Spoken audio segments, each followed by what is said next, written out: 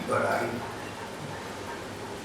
11 वर्ष बचपन की वृंदावन रही, मथुरा चली गई, वहाँ से द्वारिका चली गई। 125 वर्ष तक उन्होंने मानव लीला की और फिर अपने धाम को वापस चली गई। जब भगवान अपने धाम को जाने वाली थी, उनके सखा और सचिव उद्धव को पता लगा, भगवान से मिलने आए। सुना है आप लीला संवर्ण कर रही हैं और अपनी नित्य धाम को वापस जा रही हैं।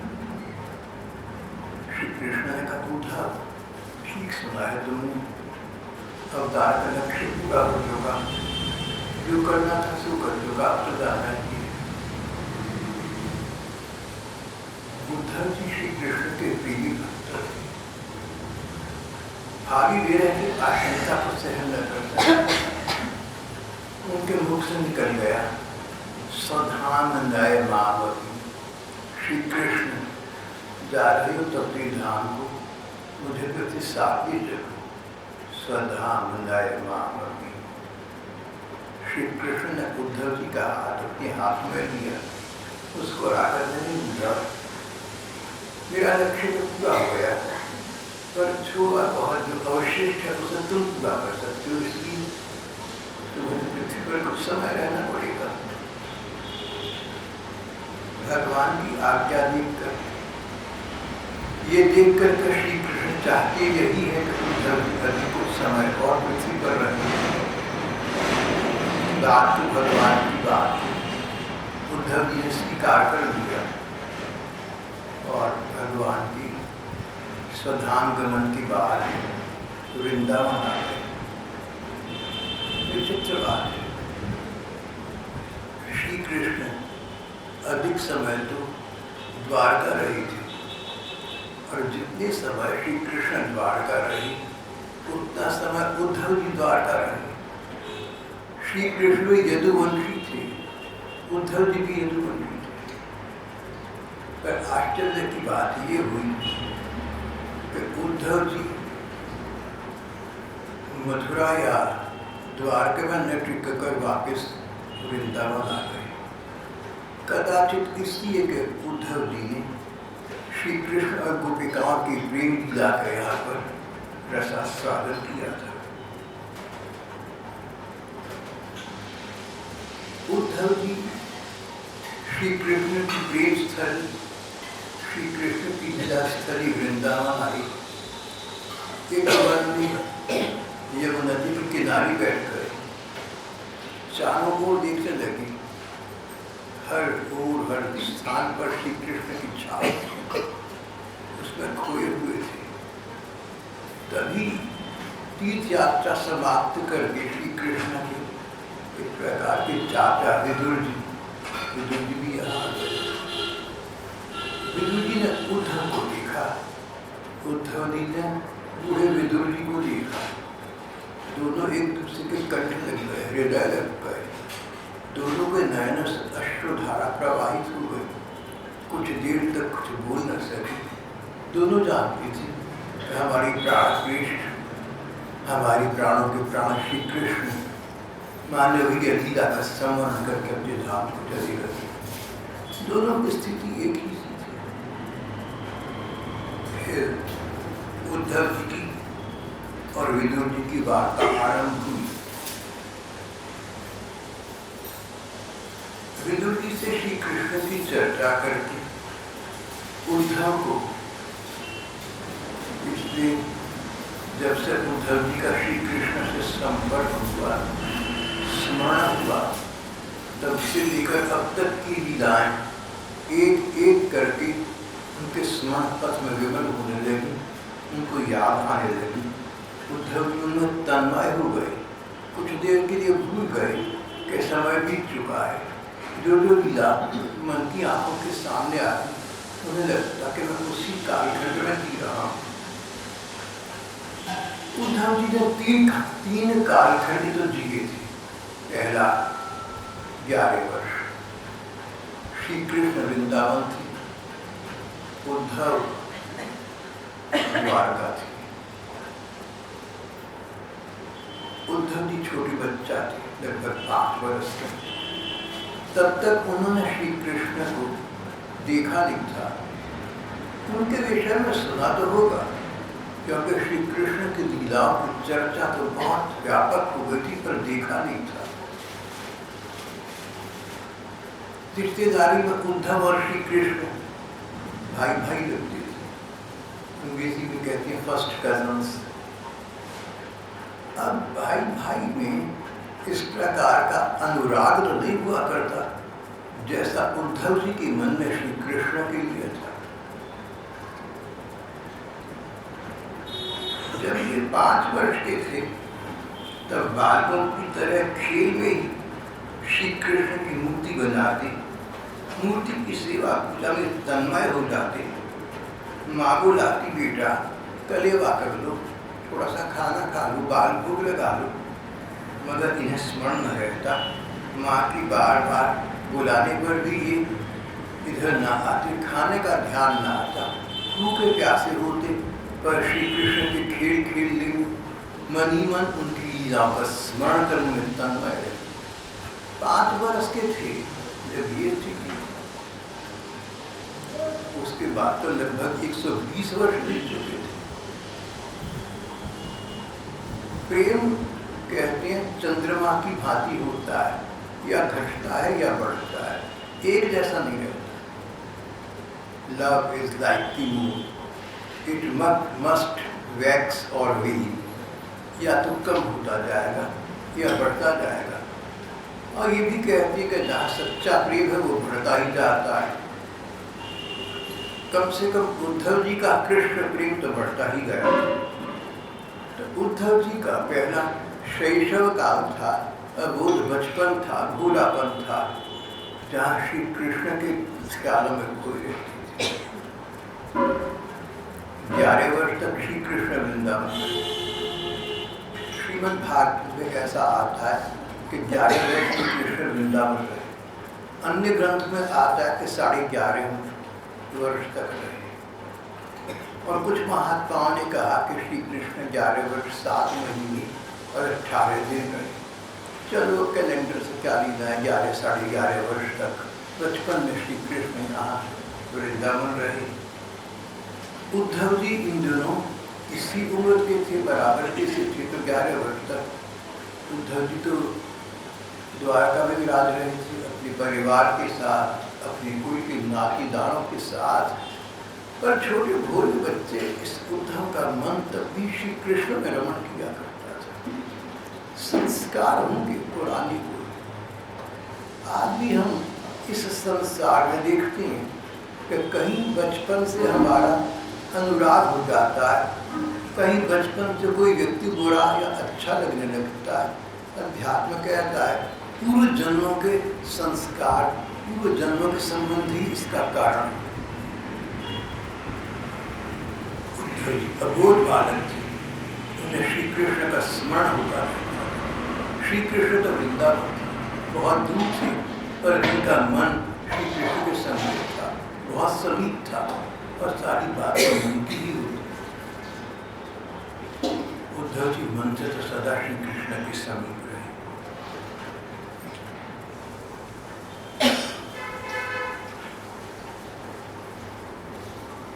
बालकों की तरह श्री कृष्ण की मूर्ति बनाकर उसकी सेवा पूजा में ऐसे तन्मय हो जाते थे कि कलीरे के लिए माता के बुलाने पर उसे छोड़कर नहीं जाना चाहते थे।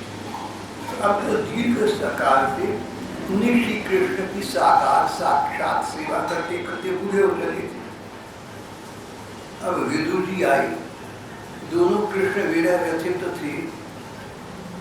विदुर जी को देखकर उद्धव जी को श्री कृष्ण का वियोग, श्री कृष्ण का विरह और भी अधिक उत्कंठित करने लगा। कुछ देर तो कुछ बोल न सके, शरीर में रोमांच आया, नयनों में अश्रु की धारा बहने लगी। जब विदुर जी ने देखा कि उद्धव तो श्री कृष्ण के स्मरण में श्री कृष्ण का नाम लेने मात्र से रो पड़े। श्री कृष्ण का नाम सुनकर रो पड़े उद्धव, अरे ये तो बहुत सच्चे प्रेमी है।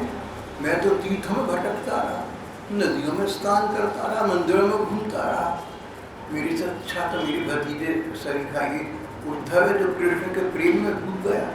तीर्थों का फल, नदियों में स्नान का फल, सब पुण्य कर्मों का फल श्री कृष्ण में प्रीति हो जाना इसको प्राप्त है।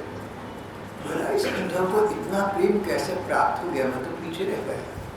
मैं तो अपने को बड़ा समझ रहा था, पर पता लगा जो प्रेम उद्धव को वो मुझे जबकि था। विदुर जी को श्री कृष्ण से बहुत प्रेम था, लेकिन जहाँ प्रेम है ना वहाँ हमें ऐसा लगता है कि कम है। अगर आपको कहीं लगे कि आपको अधिक प्रेम है और दूसरे को कम है तो आपका प्रेम होगा नहीं, कम होगा। प्रेम का ही लक्षण माना गया है। मैं कोई अनुभवी नहीं, लेकिन मैंने ऐसा पढ़ा है और लोगों से सुना भी है। प्रेमी को ये लगता रहता है कि मेरे में प्रेम की न्यूनता है। विशेषतः जब ये संवाद भक्ति मार्ग में आता है, भक्तों पर लागू होता है, तब तो और भी अधिक ऐसा हो जाता है। भगवत प्रेमियों को लगता है कि श्री कृष्ण के प्रति हमारा प्रेम न हो सका। 500 वर्ष पहले प्रेमावतार प्रभु चैतन्य देव बंगाल में हुई, 24 वर्ष बंगाल में रही, उड़ीसा के जगन्नाथपुर में अगले 24 वर्ष तक रही। अगले 24 वर्ष के अंतिम समय में चैतन्य देव की दशा ये थी कि खाने पीने का नहीं पता था, उठने बैठने का नहीं पता, शरीर यंत्रवत काम करता था, जैसे मशीन काम करती है। श्री कृष्ण प्रेम में पागल रहते। कभी आधी रात को लगता कि श्री कृष्ण बाहर खड़े मुझे बुला रहे हैं, तो अपना गाल दीवार के साथ रगड़ देते, ये सोचकर कि हाँ दरवाजा होगा तो मैं बाहर निकलूंगा। भक्तगण सुबह को देखते खून बह रहा है चेहरे से, क्या हो गया? कहते मुझे रात को लगा कि कृष्ण आ गई है, बाहर खड़ी है, मैं दरवाजा ढूंढ रहा था, सो न मिला, मैंने दीवार से अपना मुँह रगड़ा तो रक्त थोड़ा सा बह गया। ये स्थिति थी चैतन्य देव की। प्रेम की पराकाष्ठा, परम प्रेम की परम पराकाष्ठा स्वरूप चैतन्य देव। और एक दिन रोकर अपने मित्रों से कहने लगे, स्वरूप गोस्वामी और राय महाशय के अंतरंग प्रेमी भक्त मित्र थे। बोले राय महाशय, गोपिकाओं का जैसा श्री कृष्ण के प्रति प्रेम था, गोपिकाओं के कृष्ण प्रेम का कलांश, उसका क्या छोटा सा अंश या उसकी छाया भी कभी नहीं मिल सके। सच्चा प्रेम तो गोपिकाओं को था। मैं इस जीवन कृष्ण प्रेम प्राप्त नहीं कर सका। ये कहकर प्रेमावतार प्रभु चैतन्य देव एक बार फिर जार उन्होंने कहते हैं कलयुग के सबसे बड़े भक्त चैतन्य महाप्रभु, प्रेमी भक्त चैतन्य महाप्रभु, उनकी ये स्थिति थी। क्या मुझे कभी गोपी प्रेम का कोई कण प्राप्त होगा? क्या कभी मेरा जीवन सार्थक साकार होगा?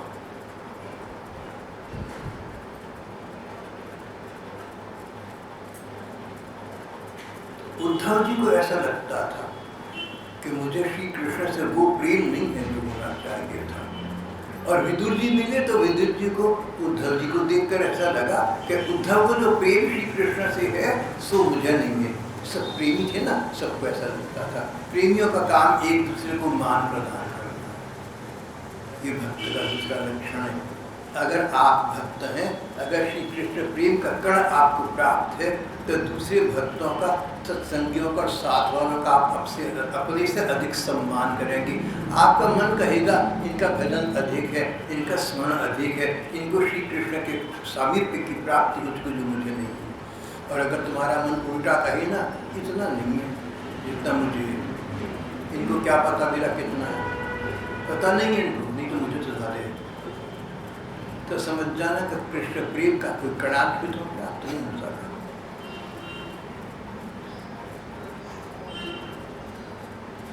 उद्धव जी की विदुर जी से चर्चा हुई, उद्धव को पढ़ी। फिर उद्धव अपनी मन की बातें करने लगे। विदुर जी श्री कृष्ण के जाने से मानो हमारे घरों को कालभूत अजगर में खा दिया है। मैं किसी की क्या कुशल सुनाओ, जिन्होंने कभी तप नहीं किया उन लोगों को भी इतने दिनों तक दर्शन देकर और अब उनकी दर्शन लालसा को तृप्त किए बिना वे श्री कृष्ण अपने त्रिभुवन मोहन श्री विग्रह को छिपाकर अंतर्धान हो गए। उद्धव जी मन ही मन अपनी बात कर रहे हैं, अपना नाम नहीं ले रहे। जिन्होंने कभी तप नहीं किया, भगवान का भजन नहीं किया, भगवान का स्मरण नहीं किया, उन लोगों को इतने दिनों तक दर्शन देकर उद्धव तो श्री कृष्ण के सारे जीवन साथ रहे थे। अब उनकी दर्शन लालसा को, दर्शन की इच्छा को तृप्त किए बिना ही वे श्री कृष्ण अपने सुंदर श्री विग्रह को छिपाकर अंतर्धान हो गए हैं। लगता है उन्होंने उनके नयनों को छीन लिया है, आंखें नहीं रही, कुछ दिखता नहीं, कुछ अच्छा नहीं लगता, संसार तो मानो शून्य हो गया। युगायितम निमेषेण चक्षुषा प्रावृषायितम शून्यायितम जगत सर्वं गोविंद विरहेण मे। ये स्थिति हो गई।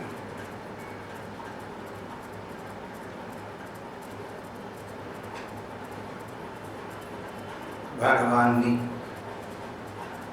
जो श्री विग्रह प्रकट किया था वह इतना सुंदर था कि उसे देखकर सारा जगत तो मोहित हो ही जाता था।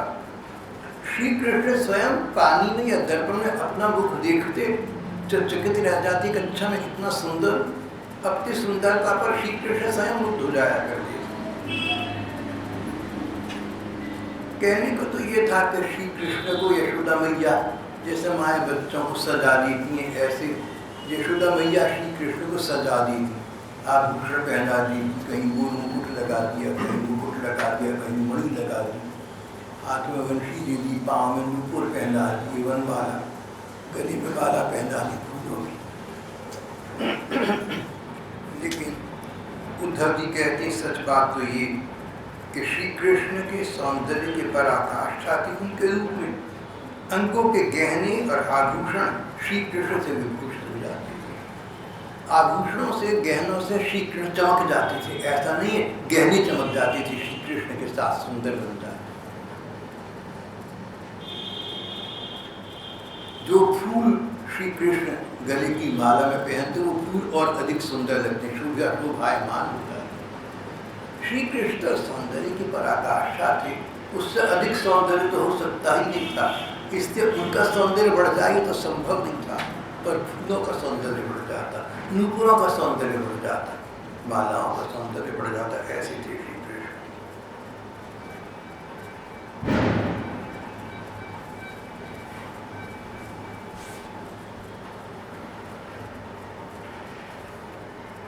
उद्धव जी ने अपने जीवन में 3 कालखंड देखे, 3 अवधियां देखी थी। पहला अबोध बचपन देखा था, श्री कृष्ण वृंदावन थे, ये स्वयं द्वारका थी, 11 वर्ष का ही कालखंड था। दूसरा दीर्घ काल था जब श्री कृष्ण वृंदावन से मथुरा द्वारका आ गए और दोनों का साथ सदा के लिए संयुक्त हो गया, दोनों मिल गए। बचपन के अबोध भावुकता में श्री कृष्ण को 11 वर्ष चाहा था, अब उनका हाथ में लेकर उद्धव खेला करते, घुमा करते, खाना पीना हंसना बोलना सब साथ रहता था।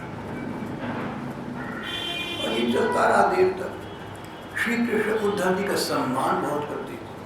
उद्धव जी बहुत बुद्धिमान थे, यूँ तो मूर्ख भी भगवान को प्राप्त कर सकते हैं, पर ऐसा न समझना कि भगवान मूर्खों की एक छत्र अधिकार में है, सारे भक्त मूर्ख होते हैं, ऐसा न समझना। हाँ, मूर्ख भी भगवान की भक्ति को प्राप्त कर सकते हैं, ये ठीक है।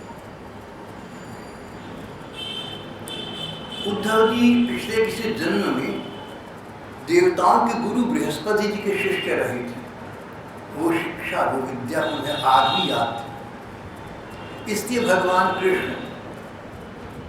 अपनी लीलाओं के लिए, महाभारत युद्ध के लिए, अन्य कार्यों के लिए जब कोई सलाह मशवरा करना चाहती थी, परामर्श देना चाहते, मंत्रणा लेना चाहते, तो उद्धव जी का हाथ पकड़कर उनसे पूछा करते थे।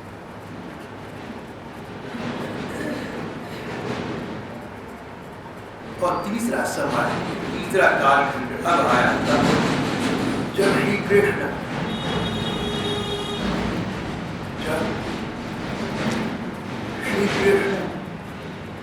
ने लीला का श्रवण किया, अपने धाम को चले गए। श्री कृष्ण विहीन उद्धव कुछ देर के लिए वृंदावन आ बैठे। संसार शून्य हो गया, फीका हो गया। जिस जगत में श्री कृष्ण नहीं है उस जगत में मैंने क्या रहना है। जिस जीवन में श्री कृष्ण नहीं है वो जीवन कैसा है, वो तो मृतक से भी गया होता है। और यहाँ इस समय उन्हें विदुर जी मिल गए थे। उद्धव जी और विदुर जी, आयु का अंतर था, अनुभवों का अंतर था, बहुत बड़ा अंतर था। विदुर जी को लग रहा था उद्धव को श्री कृष्ण का प्रेम कहीं अधिक घनी मात्रा में प्राप्त है।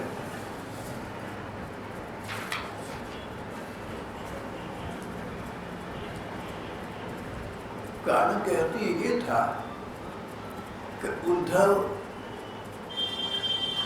जब श्री कृष्ण वृंदावन छोड़कर मथुरा आ गए थे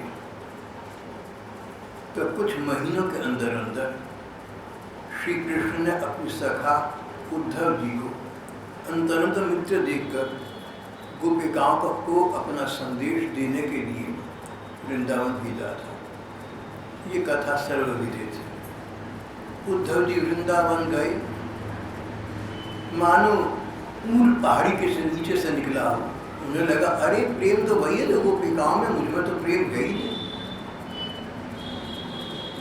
उद्धव जी ने गोपिकाओं का प्रेम, उनका प्रणय अपने नयनों से अपनी आंखों के सामने देखा था।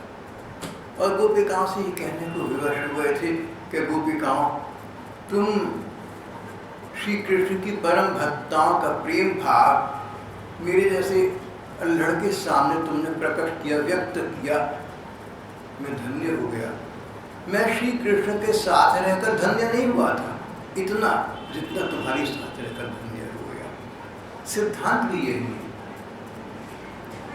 प्रेम का संबंध संग से नहीं, समझ से अधिक है।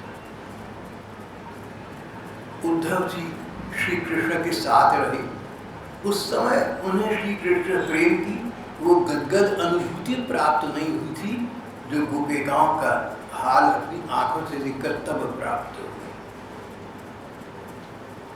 प्रेमिका गोपिकाओं की स्थिति देखकर उद्धव जी को पता लगा कि प्रेम किसे कहते हैं। श्री कृष्ण से मिलकर नहीं पता लगा।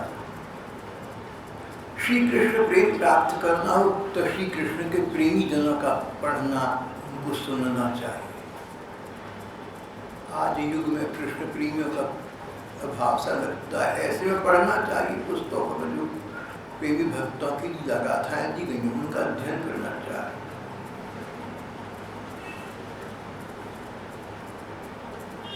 उद्धव जी ने वृंदावन में क्या लिखा था? श्री कृष्ण के साथ व्रजवासियों के 3 प्रकार के संबंध लिखे थे। पहला था वात्सल्य। उद्धव जानते थे कि श्री कृष्ण भगवान मानव रूप में केवल नाटक कर रहे हैं, लीला कर रहे हैं। वृंदावन आकर देखा उद्धव जी ने, उनको पता लगा कि यशोदा मैया, नंद बाबा और बड़ी बूढ़ी गोपिकाएं श्री कृष्ण के विषय में वैसा करती और कहती हैं जैसे बड़े बुजुर्ग छोटे बच्चों के साथ। मैया बाबा कभी भोले बच्चे कृष्ण को डांटते फटकारते। एक बार यशोदा जी ने कहा कि मैं तुझे रस्सी से बांधूंगी। ये सब घटनाएं आप लोग। वात्सल्य, माता पिता का बच्चे के प्रति प्रेम, जिसमें प्रताड़ना भी सम्मिलित है, डांट फटकार। प्यार तो है, डांट फटकार भी।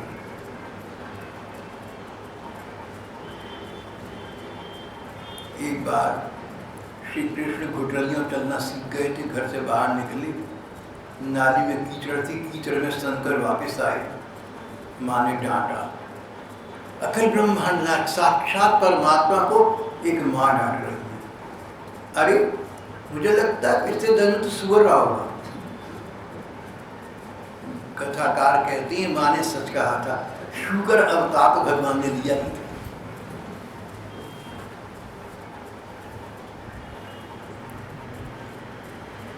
जो प्रेम वसुदेव देवकी में उद्धव जी ने नहीं देखा था, वो प्रेम उन्होंने यशोदा नंद बाबा और बड़ी बुरी गोपिकाओं में देखा था। गोपिकाएं उनसे कहती थी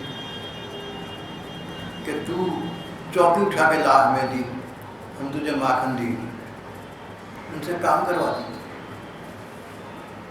घुटलियों चलते आज जैसे तैसे करती चीज ला कर देती, चल मक्खन थोड़ा सा ले। ये स्थिति थी वात्सल्य में, तो ये होता ही माता पिता का बच्चे के साथ प्यार, वात्सल्य, फिलियल लव। दूसरा, उन्होंने इससे अधिक प्रेम देखा जब श्री कृष्ण बड़े हुए तो पता लगा गोप सखाओं के साथ। पहला था वात्सल्य भाव, दूसरा था सखा भाव, सखा संबंध। वृंदावन गोपों की भूमि थी। श्री कृष्ण के आयु के गोप बालक श्री कृष्ण के साथ वन में जाते, श्री कृष्ण गोचारण के लिए वन में जाते, यमुना जी के किनारे जाते, आगे गैया और बछड़ी होती, पीछे श्री कृष्ण होते, गोप सखा साथ होते, यमुना जी के किनारे वन में पहुंचते, गैयों को छोड़ देते चलने के लिए और स्वयं भी चलने बैठ जाते। एक दूसरे के छीन कर एक दूसरे का हिस्सा खाया करते थे, जैसे बच्चे सब करते। श्री कृष्ण का छींका वो बालक कहते थे कि बड़ी लड़की, बड़ी आदमी का बेटा, इसके पास खाने की अच्छी चीज़, उसके छीन के खाती है, हमें देगा, छीन कर खाती है।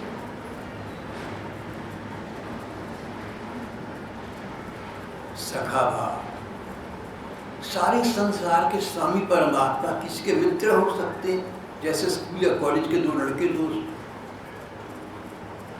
उद्धव जी आश्चर्यचकित रह गए जब उन्हें पता लगा कि श्री कृष्ण के साथ न जाने कितने अनपढ़ गोप बालकों का सखा संबंध था।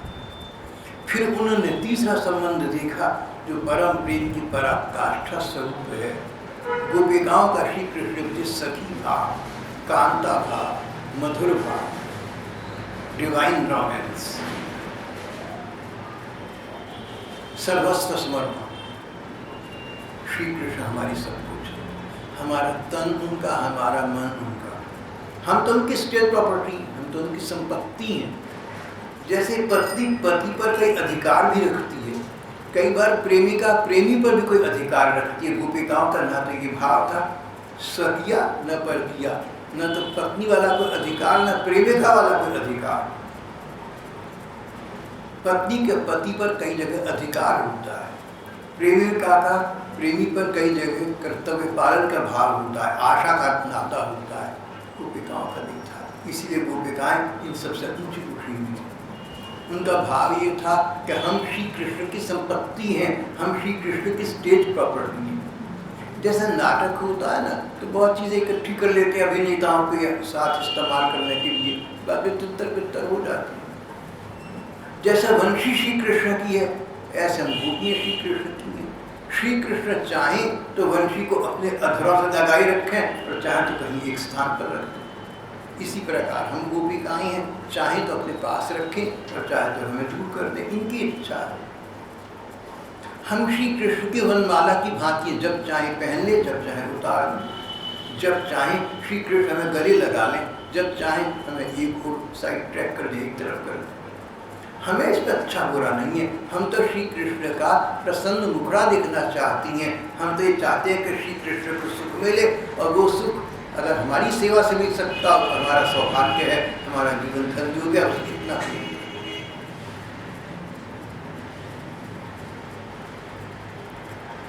जैसे वनमाला श्री कृष्ण की है, जैसे वैजयंती माला श्री कृष्ण की है, जैसे मूल मुकुट श्री कृष्ण का है, जैसे नूपुर श्री कृष्ण के हैं, जैसे वंशी श्री कृष्ण की है, ऐसे अनुभूति श्री कृष्ण की।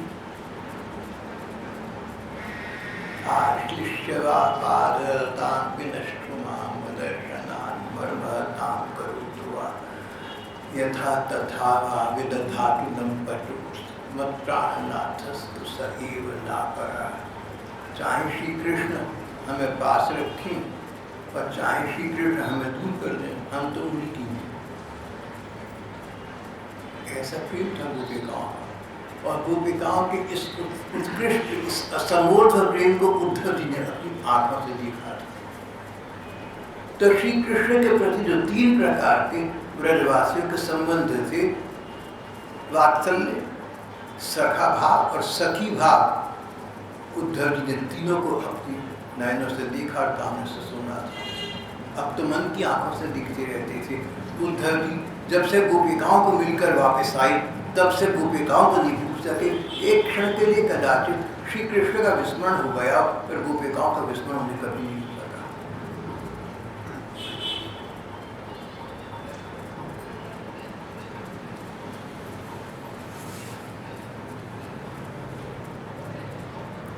उद्धव जी को श्री कृष्ण की लीलाएं एक एक करके याद आने लगी।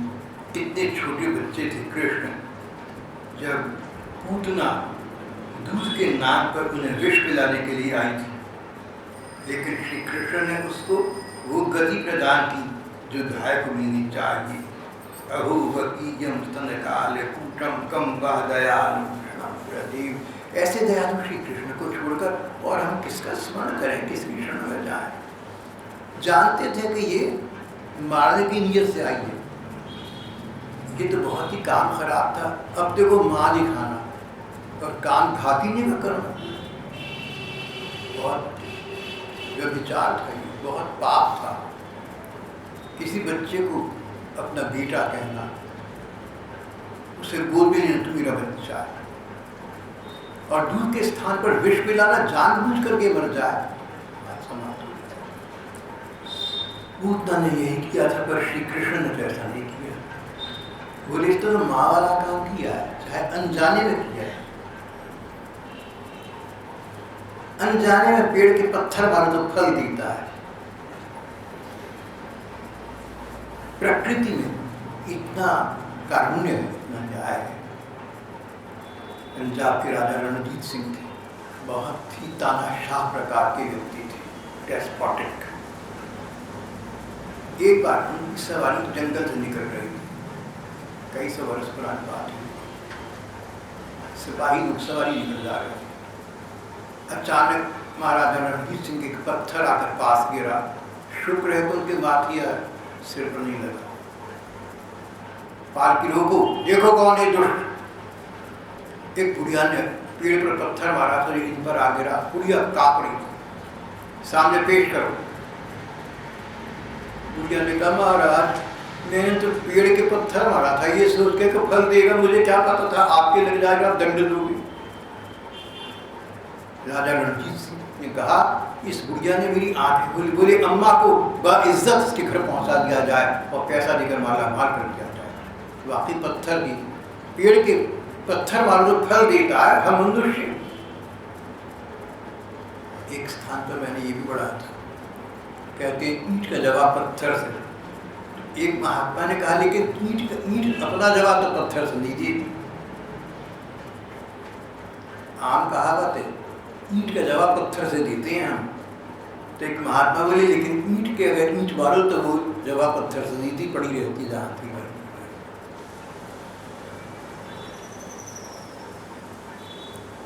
उद्धव जी को श्री कृष्ण की लीला का स्मरण हो रहा था। विचित्र लीला थी भगवान की। कंस के डर से नंद बाबा के ब्रज में आ गए थे। कंस ने मार डाला। जिन परमात्मा से भय भी भय खाता है, उन्होंने भयभीत होने की लीला करी। मैं कंस से डरकर मथुरा से वृंदावन जा रहा। मन की बात क्या थी? नंद बाबा यशोदा सच्चे बात करते, सच्चे प्रेमी है, मेरे वात्सल्य का सब पुण्य प्राप्त होना चाहिए। पर कहा ये कि हम कंस से डरते हैं, चलो भाई हमें तो वहाँ छोड़ाओ बाबा मैया के पास।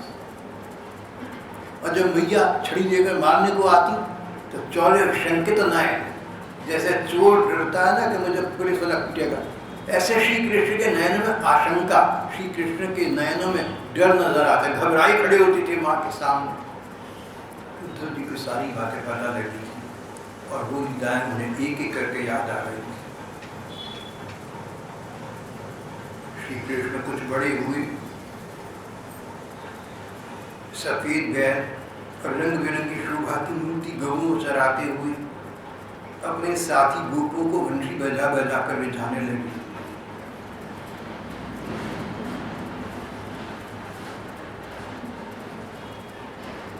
संध्या के समय जब सारे वृंदावन में शरद के चंद्रमा की चांदनी चमकती तब श्री कृष्ण उसका सम्मान करते, मधुर गान करते, गोपियों के मंदिर की शोभा बढ़ाते हुए उनके साथ रास विहार करते थे।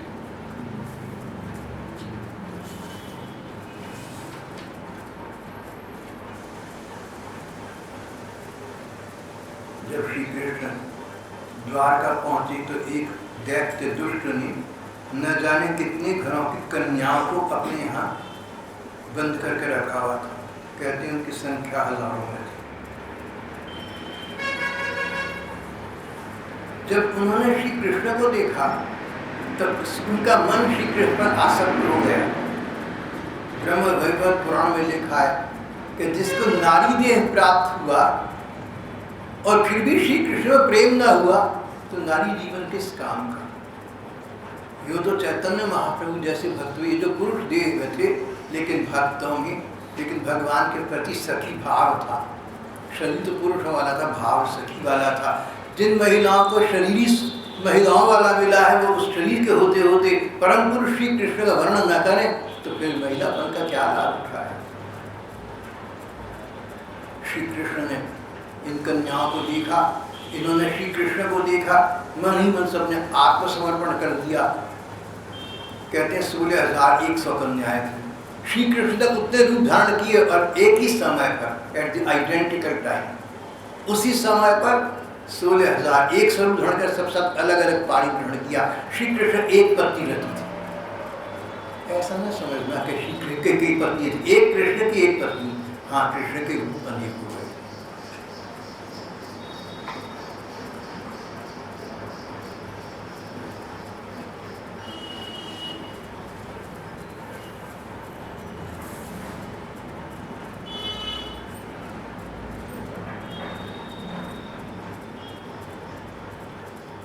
फिर अंत में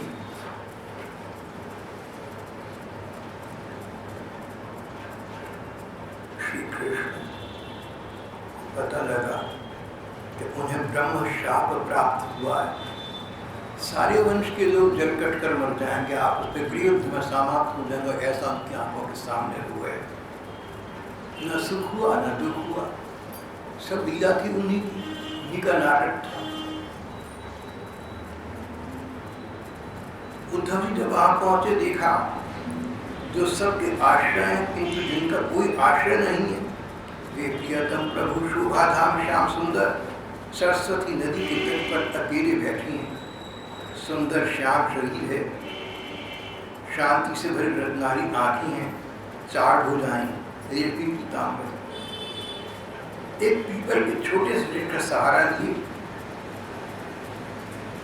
उसके नीचे बैठे हुए थे। भोजन पान का त्याग कर दिया था पर फिर भी आनंद से प्रफुल्लित हो रही थी। उस समय व्यास जी के प्रिय मित्र भक्त मैत्रेय जी वहां उनके पास आए थे। उस समय श्री कृष्ण ने उद्धव जी से कहा था, उद्धव मेरे बाद विदुर जी मेरे विषय में जानना चाहें तो जो मैंने तुम्हें बातें समझाई हैं सब बातें मैत्रेय जी ने सुनी है। विदुर जी से कहना कि वो मैत्रेय जी से ज्ञान प्राप्त करें।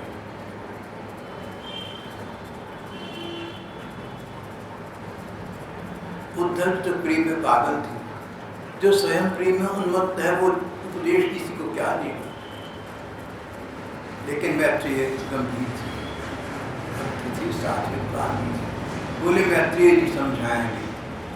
उद्धव जी ने विदुर जी को भगवान का ही संदेश दिया।